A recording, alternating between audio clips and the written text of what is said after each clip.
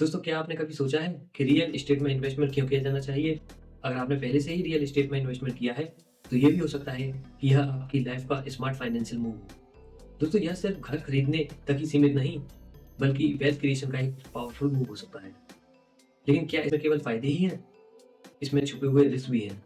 तो दोस्तों, सबसे पहले हम बात करते हैं रियल एस्टेट में इन्वेस्टमेंट के बेनिफिट के बारे में। दोस्तों, बेनिफिट नंबर 1। दोस्तों, यह वेल्थ क्रिएशन का एक पावरफुल मूव होता है। बेहतर रिटर्न का अच्छा ऑप्शन।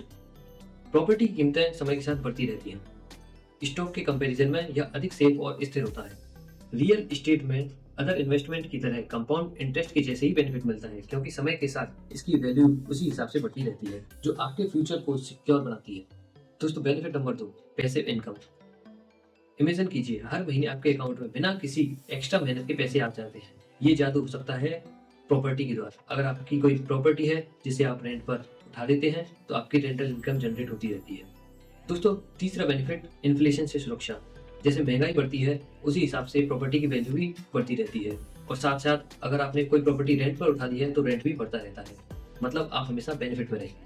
दोस्तों, बेनिफिट नंबर 4, टैक्स बेनिफिट, मतलब बोनस पॉइंट। यूपीएससी की तरह टफ नहीं है, एक बार समझ लिया तो काफी बेनिफिट उठा सकते हैं।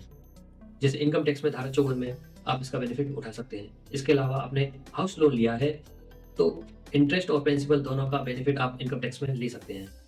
दोस्तों, बेनिफिट नंबर 5, फ्लेक्सिबिलिटी। दोस्तों, खुद रहो, आपको बेनिफिट। किराए पर उठाओ, आपको बेनिफिट। या बेचकर पैसे कमाओ, आपको बेनिफिट। सब ऑप्शन आपके हाथ में है। दोस्तों, अब आपने बेनिफिट देख लिया, अब इसके जोखिमों पर यानी कि रिस्क पर नजर डालते हैं। दोस्तों, रिस्क नंबर 1, लिक्विडिटी की दिक्कत यानी कि कैश की तंगी। क्रिप्टो या स्टॉक की तरह तुरंत खरीद बेच नहीं सकते। अगर आपको अर्जेंट पैसों की जरूरत है, तो दिक्कत आने वाली है, क्योंकि इसका प्रोसेस थोड़ा स्लो होता है। दोस्तों, रिस्क नंबर 2, मार्केट रिस्क।